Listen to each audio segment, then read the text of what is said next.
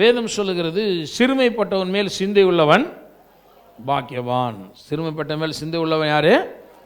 அவன் பாக்கியவான் என்று வேதம் சொல்லுது. கர்த்தர் தீங்கு நாளிலே அவன் வியாதியிலே அவன் படுக்கை முழுவதும் என்ன செய்வாராம்? மாற்றி போடுவார் என்று எழுதப்பட்டிருக்கிறதை பார்க்கிறோம். அப்போது நம்முடைய சிந்தையை அழிந்து கொண்டிருக்கிற மக்கள் மேலே வைக்கணும். நம்மளுடைய வேலைகளில், நம்முடைய வருமானத்தை ஈட்டுகிற வேலையில், நம்முடைய காரியத்தின் மேலேயே நம்ம கண்ணோட்டமாக இருக்கிறதை விட்டு இந்த உலகத்தில் கொஞ்சம் அழிந்து கொண்டிருக்கிற ஜனத்தின் மேலே நம்முடைய கண்ணோட்டத்தை வைக்க வேண்டியது அவசியமானதாக இருக்கிறது. நிறைய நேரங்களில் பாருங்கள், நம்ம கொஞ்சமாக தொழில் பண்ணுறோம் அல்லது சின்ன சின்ன வியாபாரங்களை பண்ணுறோம், ஏதோ வேலைகளை செய்கிறோம். ஒன்றும் இல்லாமல் இருக்கிற காலத்தில் பார்த்திங்கன்னா நிறைய பேர் நல்லா ஊழியம் செஞ்சுருப்பீங்க. ஏன்னா உங்களுக்கு வேறு வேலையே இல்லை, அதனால் ஊழியம் செஞ்சுருப்பீங்க. நான் கூப்பிட்ற நேரமெல்லாம் வந்திருப்பீங்க. நிறைய நல்லா வேலையெல்லாம் பண்ணியிருப்போம். அப்புறம் கொஞ்ச நாள் கழித்து நம்மளால் வர முடியாது. என்னென்னு கேட்டால் சொல்லுவீங்க, இப்போ கொஞ்சம் வேலை அதிகமாகிடுச்சு பாஸ்டர், எனக்கு தொழில் பெருகிடுச்சு பாஸ்டர். அப்போ என்ன ஆயிடுதுன்னா, நம்முடைய எல்லா முழு கவனமும் அந்த தொழில் மேலே என்ன செய்ய வேண்டியிருக்கு? வைக்கும்படி நம்ம தள்ளப்படுறோம், நிர்பந்திக்கப்படுறோம். ஏன்னா நம்முடைய பிஸ்னஸ் வைடாக போயிட்டே இருக்குது. இப்போ கொஞ்சம் பெருகிட்டே போகுது. நமக்கு நிறைய நேரம் நம்ம அங்கே வேலை பண்ண வேண்டியிருக்கிறது, நாம் அங்கே இருக்க வேண்டியிருக்கு. இந்த மாதிரிலாம் நமக்கு ஒரு நிலைகள் வருகிறது. ஆனால் வேதம் சொல்லுகிறது, நம்முடைய காரியங்களை தேவன் பார்த்து கொள்ளுவார். அவர் பார்த்து கொள்ள வேண்டுமானால் அவருடைய காரியங்களை நாம் என்ன செய்யணும்? பார்க்கணும். நம்ம காரியத்தை அவர் பார்க்கணுன்னா அவர் காரியத்தை யார் பார்க்கணும்? நாம் தான் பார்க்கணும். ஏன்னா இன்னொன்று தெரிஞ்சுக்கங்க, நம்ம காரியத்தை பார்க்கறதுக்கு அவர் இல்லாமல் வேறு யாராலையும் முடியவே முடியாது. கர்த்தர் பார்த்து கொள்வார். யெகோவா ஈரேனா என்ன அர்த்தம்? கர்த்தர் பார்த்துக்கிடுவார். கர்த்தருடைய பர்வதத்தில் பார்த்து கொள்ளப்படும். இப்போ ஈசாக்கு மரிக்க வேண்டும், அவனை வழியாக பலியிடுன்னு சொல்லிட்டாரு. தகன பலியாக்கி சாம்பலாக போக வேண்டியவன். இப்போ மறுபடியும் இந்த ஈசாக்கு அந்த சாம்பலிருந்து வெளியே கொண்டு வரணும், அல்லது அந்த ஈசாக்குக்கு வேறு ஏதாவது சொல்யூஷன் உண்டாகணும். இப்போ கர்த்தரை தவிர அங்கே வேறு யாராலையும் அதை என்ன செய்ய முடியாது?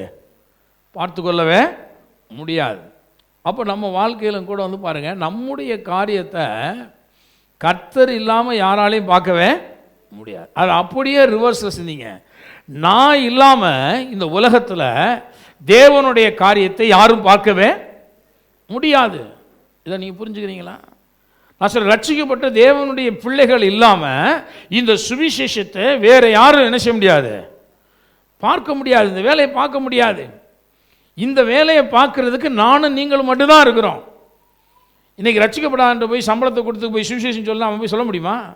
அவனே ரட்சிக்கப்படலாம், அவன் சொல்லவே முடியாது. அவன் என்ன சுவிசேஷத்தை போய் சொல்ல முடியும்? அவனுக்கு அந்த சுவிசேஷமே தெரியாது. அப்போ அந்த சுவிசேஷத்தினால மீட்பை பெற்று அனுபவித்து கொண்டிருக்கிற நாம தான் அந்த சுவிசேஷத்தை என்ன செய்ய முடியும்? அறிவிக்க முடியும். நாம தான் சொல்ல முடியும். நாம் இல்லாமல் இந்த கர்த்தருடைய காரியத்தை பார்த்து கொள்றதுக்கு இந்த உலகத்தில் வேறு யாருமே கிடையாதுங்க. ஒன்றை தெரிந்துக்கொள்ள, உங்களுடைய காரியத்தை பார்த்து கொள்வதற்கு தேவனை தவிர இந்த உலகத்தில் யாருமே கிடையாது. முழுமையாய் உங்களை பார்த்து கொள்ள போகிறது கர்த்தர் தான். அதே மாதிரி கர்த்தருடைய காரியத்தை பார்த்து கொள்வதற்கு என்னை அல்லாமல், ரட்சிக்கப்பட்ட மனிதனை அல்லாமல் வேற ஒருவன் இந்த உலகத்தில் கிடையாது. அப்போ இந்த எண்ணம் வரும் பொழுது நான் என்ன பண்ணேன்? என்னுடைய வேலைகளை தேவன் பார்த்து கொள்வார். நான் கர்த்தர்கிட்ட ஒப்பு கொடுத்துட்டு முக்கியமான ஒரு பணியில் நான் இருக்கிறேன். காரணம், என்னை அல்லாமல் இந்த சுவிசேஷ வேலையை, என்னை அல்லாமல் இந்த ஊழியத்தை, என்னை அல்லாமல் இந்த நற்செய்தியை இந்த உலகத்துக்கு யாருமே கொண்டு போக முடியாது. ஆகவே அந்த பணியிலே, தலையாகி அந்த பணியிலே என்னை கொஞ்ச நேரம் நான் என்ன செய்ய போகிறேன்? ஈடுபடுத்தி கொள்ள போகிறேன். இந்த நிலைக்கு நாம் வர வேண்டும் என்று தேவன் நம்மிடத்தில் எதிர்பார்க்கிறார். நிறைய நேரங்களில் கேட்டால் நிறைய பேர் எப்படின்னா, எனக்கு இப்போ முன்னாடி மாதிரி இல்லை பாஸ்டர், ரொம்ப பிஸி ஆகிட்டேன், அதனால தான் வர முடியலை. நான் சொல்கிறேன், இந்த நோக்கத்தை நீங்கள் நன்கு புரிந்து கொள்ள வேண்டும். நம்மை அல்லாமல் இந்த சுவிசேஷம் இந்த உலகத்துக்கு என்ன செய்யாது? போகாது. அதனால தான் ஆண்டவர் சொன்னார், நீங்கள் தான் உலகத்துக்கு வெளிச்சம், ஒளி. நீங்கள் தான் மலையின் மேல் இருக்கிற பட்டணமாக இருக்கீங்க, எல்லாமே நீங்கள் தான் அப்படி சொல்கிறார். நாம் சில நேரங்களில் வந்து பாருங்கள், நம்முடைய நேரம், காலம், பணம் இதெல்லாம் வந்து பார்த்திங்கன்னா கர்த்தருடைய ராஜ்யத்துக்காக நம்ம செலவிடும்படி அழைக்கப்பட்டிருக்கிறோம். நாம் சில நேரங்களில் அதை சரியாக நம்ம புரிந்து கொள்வதில்லை. நம்முடைய நேரத்தை நம்ம கடவுளுக்கு வந்து கொடுக்க முடியாமல் போயிடுது. ஜெபத்துக்கோ, ஊழியத்துக்கோ, சுவிசேஷ பணிகளுக்கோ நம்முடைய நேரத்தை நம்மளால் கொடுக்க முடியறதில்லை. ஏன்னா நம்ம அந்த நேரத்தை விட்டுட்டோம்னா நம்ம பிஸ்னஸ் கீழே போயிடுமோ. நான் சொல்கிறேன், நீங்கள் கர்த்தரை நம்புங்க, உங்கள் பிஸ்னஸ்ஸு தலைக்குமே தவிர கீழே போகவே போகாது. நீங்கள் கொஞ்ச நேரம் தேவனுடைய பணியை நீங்கள் செய்கிறதுனால கர்த்தர் உங்களை பார்த்து கொள்வார். யெகோவா ஈரே ஒருவர் இருக்கிறார் என்று நீங்கள் நம்புனீங்கன்னா அவர்கிட்ட சொல்லிட்டு வாங்க, ஆண்டவரே நான் உம்முடைய பணிக்காக போகிறேன், என் வேலையை நீங்கள் என்ன செய்யணும், பார்த்து கொள்ள வேண்டும். என்னுடைய இந்த பிஸ்னஸை நீங்கள் பார்த்துக்கணும். இந்த நேரத்தில் நீங்கள் தான் அதன் மேலே கண்களை வைக்கணும். யாரும் திருடு கண்ணமிட்டு திருடாதபடி அல்லது அதில் ஒரு நஷ்டம் ஏற்படாதபடி நீங்கள் அதை பார்த்து கொள்ளணும். நான் இந்த நேரத்தை உமக்கென்று உம்முடைய ராஜ்யத்தின் பணிக்காக என்ன செய்ய போகிறேன், செலவிட போகிறேன். அப்படி போனால் யெகோவா ஈரே அவர் கண்டிப்பாய் உங்களை பார்த்து கொள்வார். நீங்கள் ஒரு நாள் நஷ்டப்பட்டு போக மாட்டீங்க, ஒரு நாள் தோற்று போக மாட்டீங்க. நம்ம நிறைய நேரங்களில் பாருங்கள், கடவுளை நம்புகிறோன்னு சொல்கிறோம், ஆனால் நம்புறதில்லை. நான் சொல்கிறேன், யெகோவா ஈரே ஒருவர் இருக்கிறார் என்றால் நீங்கள் அவரை நம்புங்க, அவரை நம்பி ஒப்பு கொடுங்க. நீங்கள் தான் பார்க்கணும், உரிமையோடு கேட்கலாம். நான் உம்முடைய வேலையாக போகிறேன், என்னுடைய காரியத்தை நீர் என்ன செய்யணும், பார்த்து கொள்ள வேண்டும், நீர் பார்த்து கொள்வேன் என்று சொல்லி இருக்கிறீர் வேதத்தில். ஆகவே நான் உம்மிடத்தில் ஒப்புவிக்கிறேன், உம்முடைய பணியை செய்ய நான் போகிறேன், நீர் இது நிமித்தமாக என்னை நீங்கள் ஆசீர்வதிக்கணும், என்னுடைய காரியங்களை நீங்கள் என்ன செய்யணும், பார்த்து கொள்ள வேண்டும் அப்படின்னு சொல்லி கர்த்தர்கிட்ட நம்ம ஒப்பு கொடுத்தா கர்த்தர் நம்மை பார்த்து கொள்வார். எத்தனை பேர் சொல்கிறீங்க கர்த்தர் பார்த்து கொள்வார்? ஆமென். கர்த்தர் பார்த்துட்டு வாருங்க. கர்த்தர் பார்க்காம இருக்கவே மாட்டார், அவர் எல்லாத்தையும் பார்த்துடுவார். நம்ம ஒழுங்காக இருந்தோம்னா கர்த்தர் எல்லாவற்றையும் நினைச்சுவார், பார்த்து கொள்வார். அவர் வந்து பார்க்க முடியாத காரியம் ஒன்றுமே கிடையாது. ஆனால் சில நேரங்களில் நம்ம வந்து அவரை நம்பி விட்டு கொடுக்க மாட்டேங்கிறோம். அதனால தான் வேதம் சொல்லுகிறது, நீதிமானுடைய பலன் ஜீவ விருட்சம், ஆத்துமாக்களை ஆதாயப்படுத்தி கொள்ளுகிறவன். வசனத்தில் மறக்கக்கூடாது. நீதிமொழிகள் 11, யார் ஞானமுள்ளவன்? ஆத்துமாக்களை ஆதாயப்படுத்தி கொள்ளுகிறவன் ஞானமுள்ளவன். நீதிமானுடைய பலன் வந்து ஜீவ விருட்சம் என்று பார்க்கிறோம். ஆத்துமாக்களை ஆதாயப்படுத்தி கொள்ளுகிறவன் ஞானமுள்ளவன். பாருங்கள், இந்த உலகத்தில் நம்ம சம்பாதிக்கிற ஆத்துமா மட்டும்தாங்க நம்மளோட வரப்போதான். நம்ம 4 பேரை கிறிஸ்துவுக்குள்ளே ரட்சித்து கொண்டு வந்திருந்தோம்னா அந்த 4 பேர் தான் நம்மளோட என்ன செய்ய போகிறாங்க, நித்திய உலகத்துக்கு வர போகிறாங்க. இந்த உலகத்தில் நம்ம நிறைய பொண்ணையும் பொருளையும் சம்பாரித்து சேர்த்து குமிச்சு வச்சு மாட மாளிகைகளை கட்டி எப்படி எப்படியோ வாழ்ந்தால் கூட ஒரு நாள் இதெல்லாம் நம்ம விட்டுட்டு தான் என்ன செய்ய போகிறோம், போக போகிறோம். எதுவுமே நம்மளோட கூட என்ன செய்யாது, வரவே வராது, எதுவுமே நம்மளோட வராது. ஆனால் நம்மளோட வரக்கூடிய ஒன்று இருக்கிறதுன்னு கேட்டால் அது நாம் ஆதாயப்படுத்தி கொள்ளுகிற ஆத்துமாக்கள். அதனால் வந்து தான் பாருங்கள், ஞானம் உள்ளவன் ஆத்துமாதாயம் செய்வான். ஞானம் உள்ளவன் ஆத்துமாதாயம் செய்வான். ஞானமுள்ள மனிதர்கள் வந்து கண்டிப்பாக நம்ம ஆத்துமாதாயம் செய்ய வேண்டும், ஆத்துமாதாயத்தை நாம் செய்வோம். அதான் வேதம் சொல்லுகிறது, நீதிமானுடைய பலன் ஜீவ விருட்சம், ஆத்துமாக்களை ஆதாயப்படுத்தி கொள்ளுகிறவன் ஞானம் உள்ளவன் என்று பார்க்கிறோம். ஆத்துமாக்களை நம்ம ஆதாயப்படுத்தி கொள்ளும் பொழுது வேதம் நம்மை ஞானவான்கள் என்று வேதம் சொல்லுகிறது. அப்போ ஞானவான்களாக இருந்தால் நம்ம ஆத்துமாதாயத்தின் மேலே நம்முடைய கண்ணோட்டத்தை என்ன செய்யணும், வைக்க வேண்டும். அழிந்து கொண்டிருக்கிற இந்த ஜனங்களை எப்படி மீட்கலாம், என்ன செஞ்சால் மீட்பு அடைவாங்க, அவர்களுக்காக நம்ம என்ன செய்ய முடியும், கொஞ்சம் நம்முடைய எண்ணங்களை அதன் மேலே என்ன செய்யணும் நம்ம வச்சா கர்த்தர் நம்முடைய காரியத்தில் அனுப்புவார், பார்த்து கொள்வார். அவர் பார்க்குறான், நான் பார்த்துக்கிறேன்னு சொல்கிறது, அவர் பார்த்துக்கிறேன்னு சொல்கிறத போய் இல்லை இல்லை ஆண்டவரே நான் மட்டும் தான் பார்த்துக்க முடியும், நான் விழுந்து விழுந்து பார்த்துக்க போகிறேன் அப்படின்னு சொன்னால் கடைசிக்கு நம்ம ஓட்ட விட்டுருவோம். கடைசிக்கு நம்ம காரியமும் ஃபெயிலியர் ஆயிரும்.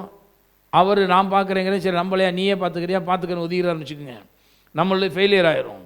அதுக்கப்புறம் அவருடைய காரியமும் ஃபெயிலியராக தான் என்ன செய்யுது இருக்குது. யாரை அனுப்புவேன், யார் என்னுடைய காரியமாக போவார். அப்படி பாருங்கள், யாரை அனுப்பலான்னு பார்க்குறாரு. அப்போது நம்ம தான் வந்து பார்த்திங்கன்னா என்னை அனுப்பும் அப்படின்னு நம்மளை அர்ப்பணிக்க வேண்டிய ஒரு நிலைக்குள் நம்ம வர வேண்டியது அவசியமான ஒன்றாக இருக்கிறது. இதுக்கு எல்லாத்துக்கும் வந்து பாருங்கள், அடிப்படை என்னென்னா தேவனை நேசிக்கிற நேசம். அதைத்தான் நம்ம பார்த்துக்கோ 2 வாரமாக பார்த்தோம், தொடர்ந்து இந்த வாரமாக தான் பார்க்க போகிறோம்.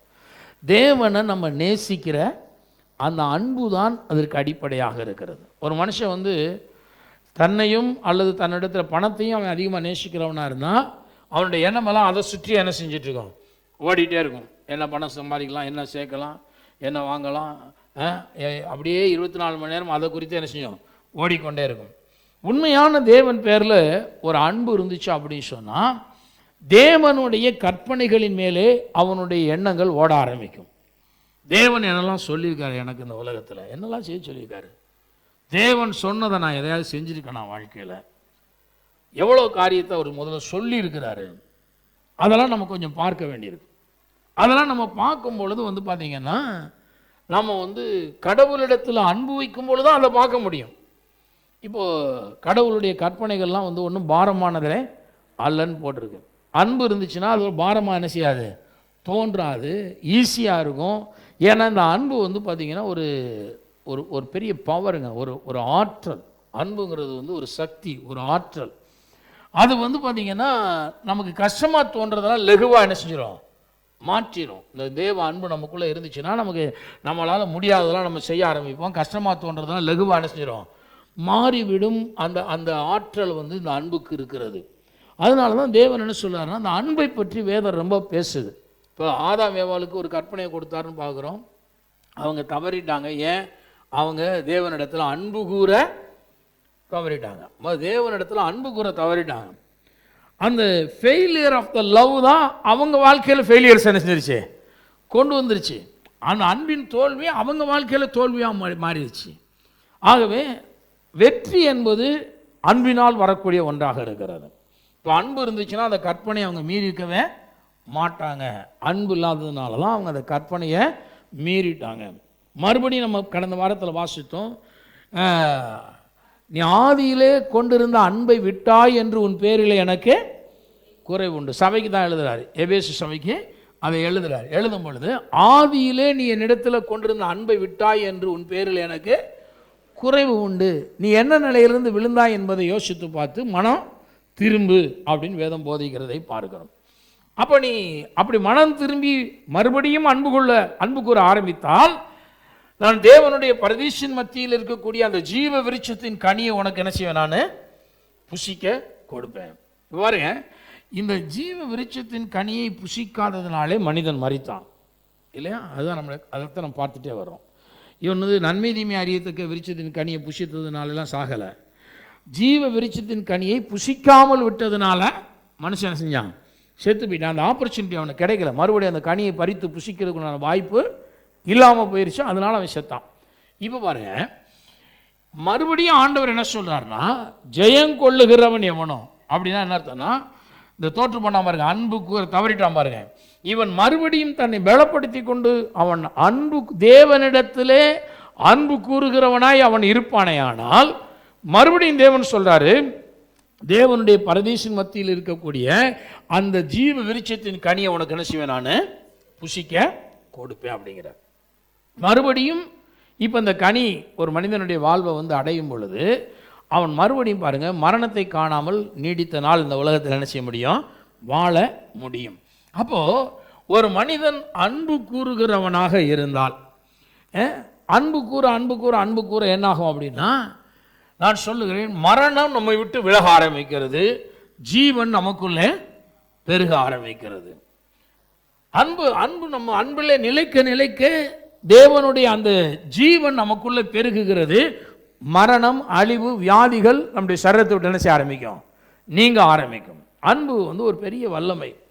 அதனால தான் ஆண்டவர் சொல்றாரு, அந்த அன்பில் நீ வந்து வெற்றி கண்டுட்டேன்னா, அன்பு கூறுற காரியத்தில் வெற்றி கண்டுட்டேன்னா, இப்போ ஜீவ விருட்சத்தின் கனியை உனக்கு நான் என்ன செய்வேன், புசிக்க கொடுப்பேன் அப்படிங்கிறேன். இப்போ இந்த கனியை நான் புசிக்கிறதுனால மரணங்களோ அழிவுகளோ தோல்விகளோ இல்லாத ஒரு வாழ்க்கை என்ன செய்ய ஆரம்பிக்குது, உண்டாக ஆரம்பிக்கும் என்பதை நம் மனதிலே கொள்ள வேண்டியது அவசியமான ஒன்றாக இருக்கிறதை நாம் பார்க்கிறோம். ஆகவே கற்பனைகளை நாம் கை கொண்டு இந்த உலகத்தில் அன்புள்ளவர்களாக நம்ம ஜீவிக்க வேண்டியது அவசியமான ஒன்றாக இருக்கிறது என்று பார்க்கிறோம்.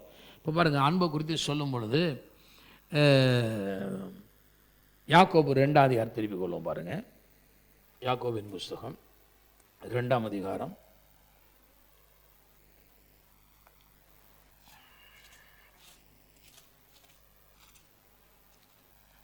8வது வசனம், 2:8. உன்னிடத்தில் நீ அன்பு கூறுகிறது போல பிறனிடத்திலும் அன்பு கூறுவாயாக என்று வேத வாக்கியம் சொல்லுகிற ராஜரீக பிரமாணத்தை நீங்கள் நிறைவேற்றினால் நன்மை செய்வீர்கள். பாருங்க, உன்னிடத்தில் நீ அன்பு கூறுகிறது போல பிறனிடத்திலும் அன்பு கூறுவாயாக அப்படிங்கிற அந்த வேத பிரமாணம் என்ன பிரமாணம்? இதுதான் ராயல் லா என்று வேதம் சொல்லுகிறது. இருக்கிறதுலே தலை சிறந்த ஒரு பிரமாணம். ராஜரீக நிறைய பிரமாணம் இருக்குது, அதில் தலைமையான பிரமாணம் என்னது அப்படின்னு கேட்டால், உன்னிடத்தில் அன்பு கூறுவது போல. இதாங்க பெரிய கஷ்டம். நம்ம சொல்கிறது ஈஸியாக சொல்லிடலாம், உன்னை போல பெறன நேசியன்னு. நம்ம ஒரு வீட்டுக்குள்ளே விட மாட்டோம் பாருங்க. ஏன் டவலை நீ எதுக்கு எடுத்த, ஏன் சோப்பு எடுத்து நீ எதுக்கு போட்ட, இது ஏன் சீப்பு நீ எடுக்கிறது சீவன. ஏங்க நம்ம ஒரு வீட்டுக்குள்ளே இருக்கிறோம், ஒரு தாய் பிள்ளைகளாக இருக்கோம், ஒரு குடும்பமாக இருக்கோம். அங்கேயே நம்மை போல பிறனை என்ன செய்ய முடியல, நேசிக்க முடியல. என்ன ஆயிடுச்சு அப்படின்னா, எல்லாத்துக்கும் தனித்தனியாக வச்சுக்கணும். நம்ம பொருளை யாரும் என்ன செஞ்சிடக்கூடாது, பக்கத்து இருக்கால எடுக்க விட்டுறக்கூடாது. இந்த இந்த எண்ணங்கள் வந்து பார்த்தீங்கன்னா அப்படியே பெருகிக்கிட்டே வந்துருச்சு பாருங்க. அதுக்கெல்லாம் காரணம் என்னன்னா, நம்ம அப்படி போதிக்கப்பட்டிருக்கிறோம். என்னன்னு கேட்டால், ஒரு ஆள் யூஸ் பண்ண சோப்பை இன்னொரு ஆள் யூஸ் பண்ணால் ஸ்கின் டிசீஸு. இந்த சோப்பை முத கொண்டு வரப்போ அன்றைக்கி வர தம்பிட்டு பேசிட்டேன்னு சொன்னேன். சோப்பை முத கொண்டு வரும்போது நமக்கு எப்படி நம்ம கொண்டு வந்தாங்க? இந்த உலகத்தில் நீ அசியக்கா அந்த பருப்பு வகையெல்லாம் போட்டு வாசிப்பயிறு அது இதெல்லாம் போட்டு தேய்க்கிறிய, இதெல்லாம் தேய்ச்சா கிருமி சாகாது. சோப்பை போட்டால் என்ன செய்யும், கிருமி செத்து போகணும். இப்போ அதே ஆள் சொல்கிறான், இப்போ எல்லோரும் சோப்பு வாங்கிட்டீங்க, வீட்டுக்கு ஒரு சோப்பு, ஒவ்வொருத்தருக்கும் தனித்தனி சோப்பு வாங்க வைக்கிறக்கா அவன் என்ன சொல்கிறான்னா, சோப்பு போட்டு ஒருத்தன் குளிச்சானா அவன் உடம்புல இருக்க கிருமி அந்த சோப்பில் இருக்கும். அதை எடுத்து இன்னொருத்தன் போட்டால் இந்த கிருமி என்ன செய்யும் அவனுக்கு. ஏங்க இப்போ சோப்பு போட்டால் கிருமி சாகுதா, கிருமி ஒட்டிக்கிறாங்க, எது உண்மைன்னு கண்டுபிடிங்க பார்ப்போம். நம்ம மனசு என்ன சொன்னாலும் ஏற்றுக்கிறது பார்த்தீங்களா, அதுதாங்க வியாபாரிக்கு லாபமாக போயிடுது, சோப்பு கம்பெனிக்காரனுக்கு லாபமாக போயிடுது. இப்போ சோப்பு போட்டால் கிருமி சாகுதா, நம்ம உடம்புல இருக்க கிருமி சோப்பில் ஒட்டிக்கிறதா, நமக்கு விலங்குல பார்த்தீங்களா. நம்ம என்ன சொன்னாலும் நம்ம ஏற்றுக்கிறதுக்கு நம்ம மனசு வந்து ரெடி ஆகிட்டே இருக்கு. அது வியாபார தந்திரங்கள், அவங்க எல்லாத்தையும் என்ன செய்கிறாங்க, அப்படி பண்ணிகிட்டு இருக்கிறத பார்க்குறோம். அதனால நம்மளை என்ன செய்யுதுன்னா, எப்பா நான் போட்டதை நீ என்ன செய்யாத, நான் உடுத்தின இதை நீ எடுத்து உடுத்தாத, நான் பயன்படுத்தின டவலை நீ என்ன செய்யாத பயன்படுத்தாத அப்படின்னு சொல்லி பார்த்தீங்கன்னா அப்படியே நம்மளை வந்து பிரிச்சுக்கிட்டே போகிறோம் இல்லையா. அப்படி சின்ன சின்ன காரியங்கள் தாங்க இது. அப்படியே என்ன ஆகுதுன்னா அப்படியே பிரிந்து கொண்டே போகிறது. வேதம் சொல்லுகிறது உன்னை போல. இது எவ்வளோ பெரிய கஷ்டம். ஏன்னா நம்முடைய மனது அப்படி போதிக்கப்பட்டிருக்கிறது. மனது அப்படி பிசாசு நிறைந்த உலகம், அழிவு நிறைந்த உலகம் நம்மளை பிரித்து பிரித்து பிரித்து பிரித்து வச்சிட்டதுனால நம்மால் வந்து மற்றவர்களை முழுமையாக என்ன செய்ய முடியல, நேசிக்க முடியலைங்க. ஆனால் வேதம் என்ன சொல்லுதுன்னா, இதுதான் ராஜரீக பிரமாணம் என்று வேதம் சொல்லுகிறது.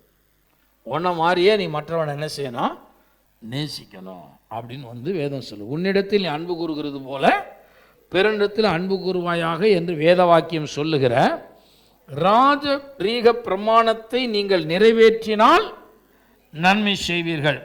பட்சபாதம் உள்ளவர்களாய் இருப்பீர்களானால் பாவம் செய்து மீறினவர்கள் என்று நியாயப்பிரமாணத்தால் தீர்க்கப்படுவீர்கள். பாருங்கள், இங்கே வேதம் சொல்லுது பட்சபாதம் பண்ணினால். இப்போ என்ன மாதிரி நான் மற்றவனை நேசிக்காமல் நான் பட்சபாதம் உள்ளவனாக நான் இருந்தால் நான் வந்து நியாயப்பிரமாணத்தை என்ன பண்ணுறேன், மீறுறேன். அப்படி நியாயப்பிரமாணத்தை மீறினா அது பாவம். அப்போ நியாயப்பிரமாணத்தை மீறுகிறதுனால நான் என்ன செய்யப்படுவேன்?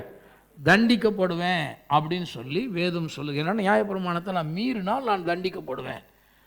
அப்போது இயேசு சொல்கிறாரு, உன்னை போல பிறனை என்ன செய்ய நேசு, உன்ன மாதிரி உன்னிடத்தில் அன்புகிறது போல பிறனிடத்துலையும் அன்பு கூறு அப்படிங்கிறது தான்ப்பா இருக்கிறதுல பெரிய ஒரு கற்பனை, ஒரு ராஜரீக பிரமாணமாக இருக்கிறது அப்படிங்கிறார்.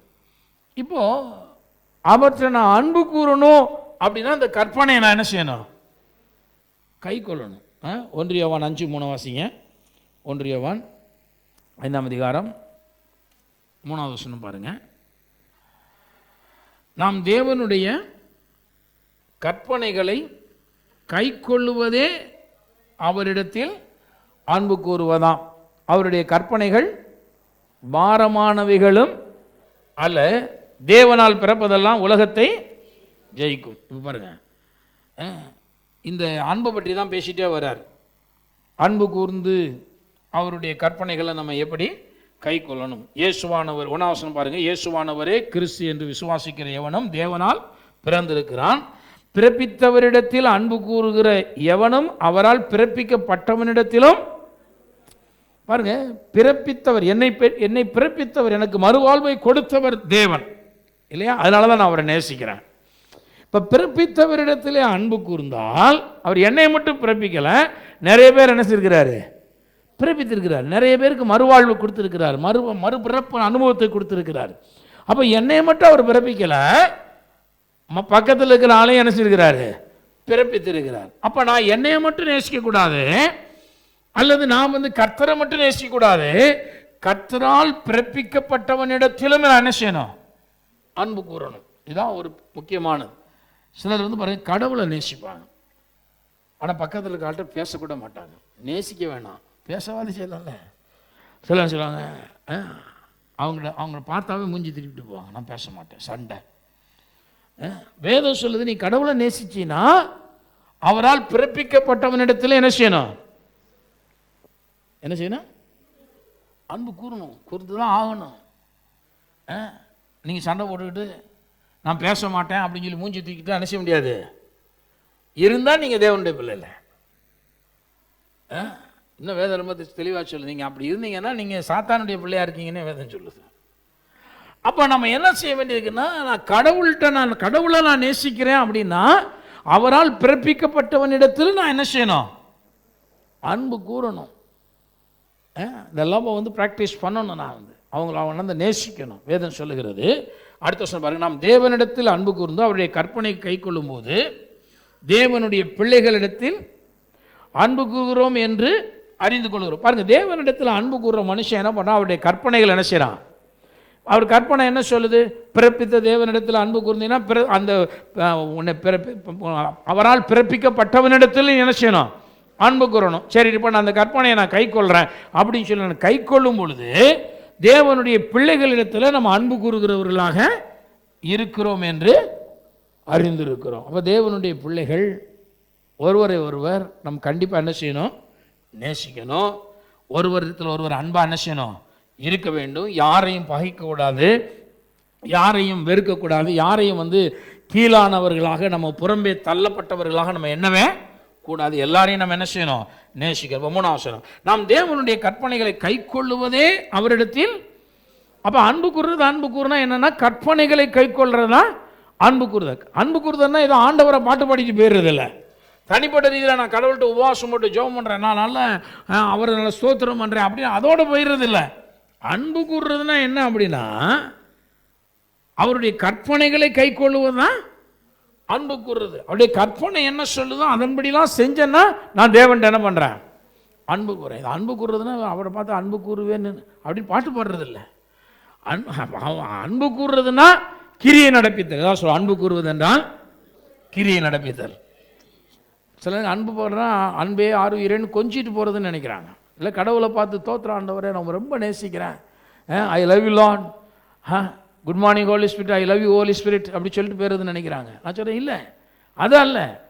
அன்பு கூறுதல் என்றால் கிரியை நடப்பித்தல். திரும்ப சொல்லுங்க, அன்பு கூறுவது என்றால் கிரியை நடப்பித்தல், கற்பனைகளின்படி கிரியை நடப்பித்தல். பாருங்க, அடுத்த வசனம் சொல்லுது, இப்போ அவருடைய கற்பனைகள், அந்த 3ஆம் வசனத்தின் பின்பகுதி, அவருடைய கற்பனைகள் பாரமானவைகளும் அல்ல. பாருங்க, இப்போ பிறப்பித்த தேவனிடத்தில் அன்பு கூறுவது ஒன்றும் பாரமானது கிடையாது. அது ஈஸியாக இருக்குது. கொஞ்சம் நம்ம ப்ராக்டிஸ் பண்ணிட்டே வர்றோம், அவரை நம்ம நேசிக்கிறோம், அவர்கிட்ட நம்ம எல்லாத்தையுமே ஷேர் பண்ண ஆரம்பிக்கிறோம். நம்முடைய துக்கங்களை, கண்ணீர்கள், வேதனைகள், நம்முடைய வேண்டுதல்கள் எல்லாத்தையும் வைக்கிறோம். அவர் நமக்கு அதிலிருந்து விடுதலையை கொடுக்குறாருன்னு தெரியும் பொழுது, ஈவன் நம்முடைய பொருளாதாரத்தை கூட நம்ம தேவன்கிட்ட என்ன செய்ய ஆரம்பிக்கிறோம், ஷேர் பண்ணுற லெவலுக்கு வர்றோம். சிலர்லாம் எப்படின்னா தேவைன்னா கடவுள்கிட்ட விழுந்து விழுந்து ஜெபம் பண்ணுவாங்க, அவர் தரணும். ஆனால் இவங்க கடவுளுக்கு என்ன செய்ய மாட்டாங்க, தரமாட்டாங்க. ஏதாவது சில்லறை இருக்கான்னு தேடிட்டு இருப்பான் உட்காந்து. அவருடைய கற்பனைகள் பாரமானவைகள் அல்ல அப்படின்னு சொல்லுது. இப்போ கடவுளை நேசிக்கிற மனுஷன் அவரை உண்மையாக நல்லா நேசிக்க பழகிட்டான்னா, அவனுக்கு இந்த காணிக்கைகளை கொடுக்குறதோ, தசமாகம் கொடுக்குறதோ, முதற் பலனை கொடுக்குறதோ, கர்த்தருக்கென்று இன்னும் நல்ல அவருடைய ஆலயத்துக்கென்று சிலபற்ற கொடுக்குறதோ, இதெல்லாம் அவனுக்கு ஒரு பாரமாக என்ன செய்யாது, தோன்றதில்லை. ஏன்? அவன் இப்போ கடவுளை நேசித்து நேசித்து நேசித்து என்ன செஞ்சிட்டான், பழகிட்டான். கடவுள்கிட்ட அன்பு கூர்ந்து கடவுள்கிட்ட நல்ல அன்பை பழகிட்டான். இதுவே ஒரு பெரிய வெற்றிங்க. இன்னைக்கு உலகத்தில் நிறைய பேர் கிறிஸ்தவர்களாக இருக்கிறவங்க, அவங்க கடவுளிடத்தில் எல்லாத்தையும் கேட்டு பெற்றுக்கொள்வாங்களே தவிர கடவுளுக்கென்று ஒன்றை என்ன செய்ய மாட்டாங்க, கொடுக்கறதில்ல. அவங்களுக்கு கொடுக்குற கையை வர்றதில்லை. அப்போ என்னன்னா, அவனுடைய கிரியை இல்லாத அவனுடைய அன்பு தான் அங்கே இருக்கு. கிரியை இல்லாத அன்பு எப்படி இருக்கு, அது விசுவாசது மாதிரி தான். அந்த அன்பு செத்த அன்பு, அது ஒரு பிரயோஜனம் இருக்கும், ஒன்றுக்கும் பிரயோஜனமே படாது. அப்போ உண்மையாய் நேசிக்கிறவன் என்ன பண்ணுறான், கடவுளுடைய அந்த அன்பை புரிஞ்சிட்டதுனால இப்போ அவனுக்கு ஒரு வெளிப்பாடாக மாறிடுது. சரி, எல்லாவற்றையும் கர்த்தர் தான் எனக்கு கொடுத்துருக்கிறார், நான் இந்த கர்த்தருக்கு தாராளமாக என்ன செய்யலாம், கொடுக்கலாம் அப்படின்னு இது ஒரு அன்பின் வெளிப்பாடுங்க. இப்போ அன்பை எடுத்துட்டீங்கன்னு வச்சுக்கோங்களேன், இந்த அன்பை எடுத்துட்டீங்க அப்படின்னா இவனுடைய கை கொடுக்கறதுக்கு என்ன செய்யாது, வரவே வராது. அந்த அன்பு குறைஞ்சிருச்சுன்னா மனுஷன் எல்லாத்துலேயும் குறைஞ்சிருவான். அப்போ அதனால தான் வேதம் என்ன சொல்லலாம், முதல்ல உன் தேவனாய கர்த்தரிடத்தில் உன் முழு இருதயத்தோடு, முழு ஆத்மாவோடு, முழு மனதோடு, முழு பலத்தோடு அன்பு கூர்ந்து முதல்ல அவரை நேசிக்க பழகு. சரி, இப்போ கடவுளை நம்ம நேசிக்க பழகிட்டோம், கடவுள்கிட்ட நல்ல அன்பு வச்சுட்டோம். அதனால கடவுள்கிட்ட அன்பின் கிரியைகளெல்லாம் என்ன செய்யணும், காண்பிக்க ஆரம்பிக்கிறோம். குறிப்பாக நம்ம ஜெபம் பண்ணுறதோ, அல்லது பரிந்து பேசுகிற ஜெபத்தில் நிற்கிறதோ, அல்லது நம்முடைய பொருளாதாரத்தை, நம்முடைய வாழ்க்கையை, நம்முடைய நேரத்தை கர்த்தருக்கென்று பகிர்ந்து கொடுப்பது. நமக்கு அவர் என்னெல்லாம் கொடுத்துருக்கிறாரோ அதெல்லாம் ஒரு ஷேரை நம்ம கொடுக்குறோம். இப்போ நேரத்தை கடவுளுக்கு கொடுக்கறதுங்கிறது ரொம்ப முக்கியமானதுங்க. நீங்கள் நேரத்தை கொடுத்தா இந்த உலகத்தில் தேவன் உங்களுக்கு நீடித்த நாட்களை கொடுப்பார். ஆமென். நீங்கள் கடவுளுக்கே நேரத்தை கொடுக்கலன்னு வச்சுக்கோங்க, அப்போ உங்களுக்கும் அவர் நேரம் கொடுக்க மாட்டார். எதை விதைக்கிறாரோ, இப்போ நம்ம 24 மணி நேரம் இருக்குன்னா இந்த 24 மணி நேரத்தை எனக்கே நான் பயன்படுத்திக்க போகிறேன். நான் தூங்கணும், நான் எந்திரிக்கணும், காலையில் எழுந்திரிச்சு வேலை பார்க்கணும், அல்லது ஒரு வியாபாரத்தை பார்க்கணும், ஏதோ ஒன்று செய்யணும், மறுபடியும் பிள்ளை குட்டிகளை பார்க்கணும், மறுபடியும் நான் எனக்காகவே அந்த நேரத்தை நான் கர்த்தருக்கே கொடுக்க மாட்டேன்னா அப்புறம் சொல்றாரு கடவுள், உனக்கு நான் அதுக்கு நாட்களை கூட்டி கொடுக்கணும். யோசிச்சு பாருங்களேன்.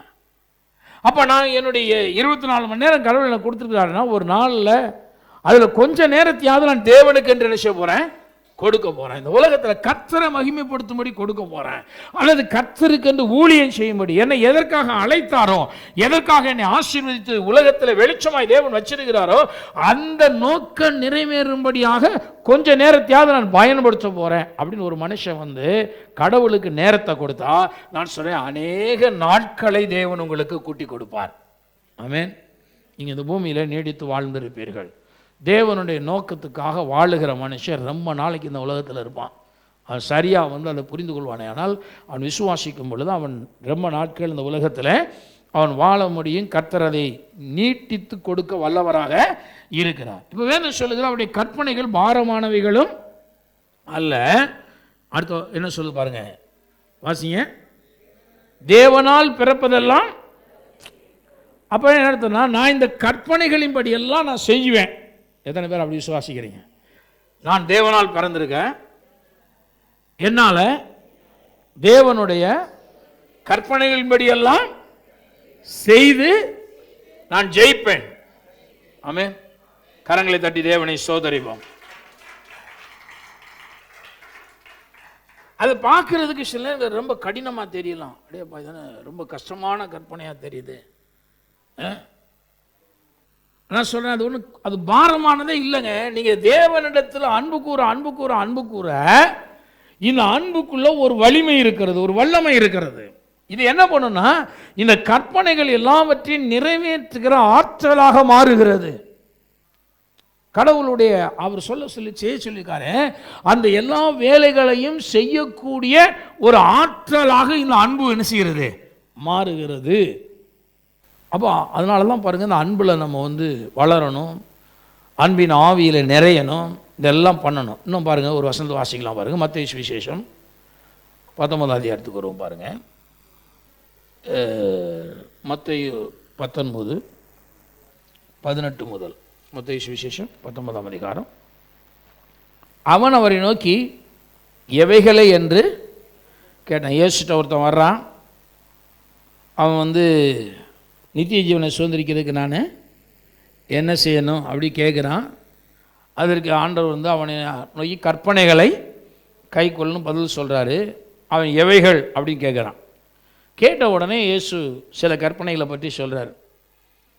அதற்கு இயேசு கொலை செய்யாதிருப்பாயாக, விபச்சாரம் செய்யாதிருப்பாயாக, களவு செய்யாதிருப்பாயாக, பொய் சாட்சி சொல்லாதிருப்பாயாக, உன் தகப்பனை உன் தாயையும் கனம் பண்ணுவாயாக, உன்னிடத்தில் நீ அன்பு கூறுவது போல பிறனிடத்தில் அன்பு கூறுவாயாக என்பவைகளையே என்றார். பாருங்கள், சில கற்பனைகள் எப்படின்னா நமக்கும் தேவனுக்கும் இடையில் உறவு. சில கற்பனைகள் உன் கர்த்தரை நீ நேசிக்கணும், ஓய்வு நாளை கடைபிடிக்கணும், இப்படியெல்லாம் சில உன் தேவனாய கர்த்தரை தவிர வேறு ஒன்றை நீ உண்டாக்க வேண்டாம், நமஸ்கரிக்க வேண்டாம், சேவிக்க வேண்டாம், இப்படிலாம் கற்பனைகள் இருக்கிறத பார்க்குறோம். அடுத்த கற்பனை எப்படின்னா,